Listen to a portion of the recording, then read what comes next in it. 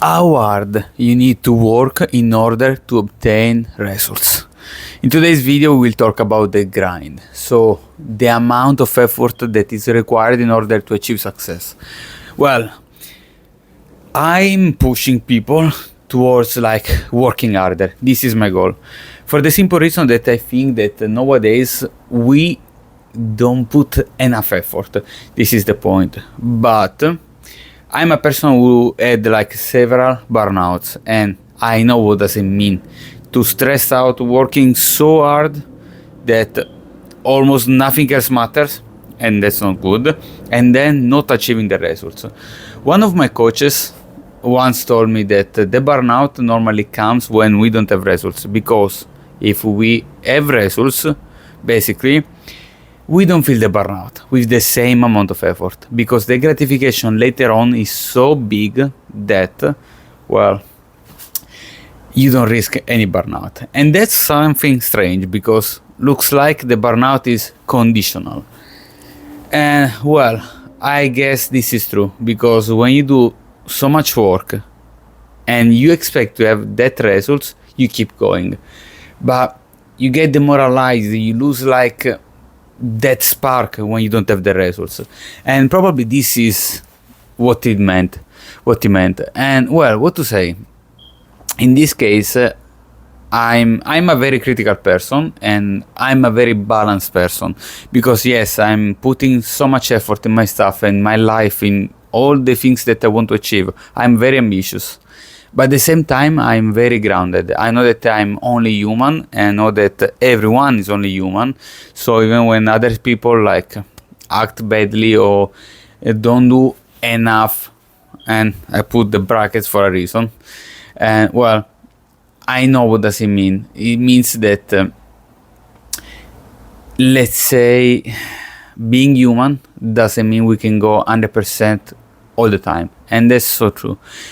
But yeah, I think the key at the end of the day is, as usual, the balance. In medio start virtus. And well, I would say that I will continue to push people, but at the same time I want to make people aware of the risk. Because yeah, there are two kinds of people normally, two kinds of influencer mainly. And well, the first one is the influencer that is just push like David Goggins style. So we have no balance at all. You need to do so hard that you will have nothing left in the tank. Actually, you will just use the 40% of your body. You have much more. Yeah. And well, don't get me wrong, I love these motivational influencers, because sometimes they really will give you that extra push. And that's why I want to use part of this way to put other people on working hard. So the way they pushing other people, literally, that I want to use this side. But I know even the side effects. I know what does it mean to go hard, not achieving or even achieving results, but with too much sacrifice. That I don't know if it's even in English, but in Italy we say the Pyrrhos victory. Pyrrhos was an ancient warrior that was fighting in the Roman Empire epoch, and basically he won a battle, but the price was so much that it didn't worth it. This is the problem, and that's why we call it, at least in Italy, Pyrrhos victories, when a victory is so high in price that it doesn't worth it. And well, even in fitness, there are people that are putting so much effort, so much, and sometimes they burn out in a physical and mental way. So they start to have eating disorders, they come back worse, binge eating, and this kind of stuff. So sometimes it's just too much, the price. And we need to understand even the balance. That's why it's so important.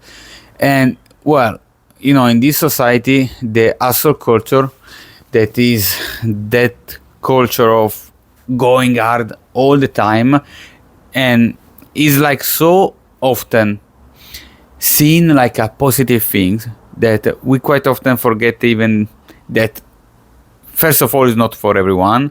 Second of all, even who reaches these results is not always, how to say, not very honest, but not because they are not honest, because they achieved the goals, they achieved that victory. But the problem is that is even a survival bias. I don't know if this has a specific word, a specific name. If I'm not if I'm not wrong, this is the survivorship bias or something like that. That is the bias that basically explains why those people who have success, they try to minimize, like, no, I'm normal, I'm only human, I do my stuff, etc. You can do too, but they didn't consider the other people who did the same and failed. And well, let's say it's like I don't know, you fall from the balcony and then you survive, but other 100 people that do the same will not.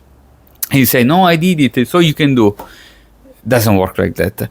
And this survivorship bias basically is so important to understand, because we need to keep a balanced way. And yesterday I was talking with a neuropsychiatrist, and 2 days ago the same, because I was asking her, like, because I was wondering some question for myself, like when I show my journey, I did like 2 days ago a sort of disclaimer saying that don't follow me, don't follow my journey, don't follow my stuff, especially for the nutrition and workout. I know what I'm doing. I know that is too much, but I know that I can handle, because I know my body. I did it already, so I know what will happen, that my mood will go down, and already it is. My energy will be drained and all the other stuff. And even the craving, this kind of stuff, I had already eating disorder, so I know how to face them. I know what will happen. I know that I will do more binge, and this is totally normal, because my body hormonally will claim more food. So this is totally normal. The point is, don't follow me in any case. For the fitness and nutrition, I will give you all the material, all the videos necessary. You see, every day I share one single video about something that can be useful to you, like this video. This is, let's say, motivational mindset, but still. But every day I am sharing something that can be useful for you. So if you want to do something, follow those videos. Don't follow my journey. Every journey is different. All my clients have different journeys. It's very rare that two clients of mine have very similar trend and stuff. I even had different twins in my journey, in my client roster. How do you call that? In my client, as clients. In this case, I had different twins, and trust me, not even them had the same things. For example, two clients of mine, twins that are still active, one of them, they have the same training program in this case, because their structure is very similar. One of them, though, has a higher amount of calories than the other one. So not even twins, and they are so similar, not even twins have the same conditions. So please, don't do that. Don't follow other people's journey. I know what I'm doing on my business, on my fitness, etc., because I studied a lot. It's not random what I'm doing. Even the business, even these contents is, is a bit wrong. It's more like a Gary V, or more like when Hormosis says, do too much, so much volume that it will be like unreasonable that you won't succeed. But I'm following like more like a Gary V style, like produce content and something will happen. And I will. Like, I know that another coach of mine that I had basically told me that if I keep going for a year straight doing like the right thing, at least something will happen. And this is what I'm doing. So I know that I'm doing very hard on creating content, etc., because I did already years of studying.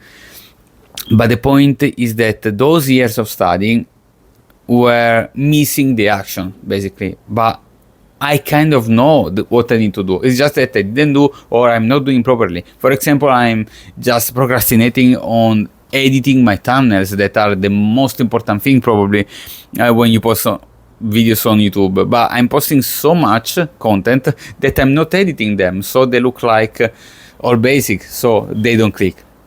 This is something very important. But yeah, that's why don't follow me. I want that you push a bit more than you're doing, because let's say 99% of the people, at least the people that I know, and I don't know, maybe it's just me that I know people that tend to be like more procrastinating, more, I don't know, this kind of stuff. Well, 99% of people that I know that they can do more, but not more to the point that they get burnout. More that to the point that they can improve the things that they're doing. So people on fitness normally tend to be lazy. I mean, everyone is lazy. I'm lazy for the simple reason that our body requires comfort.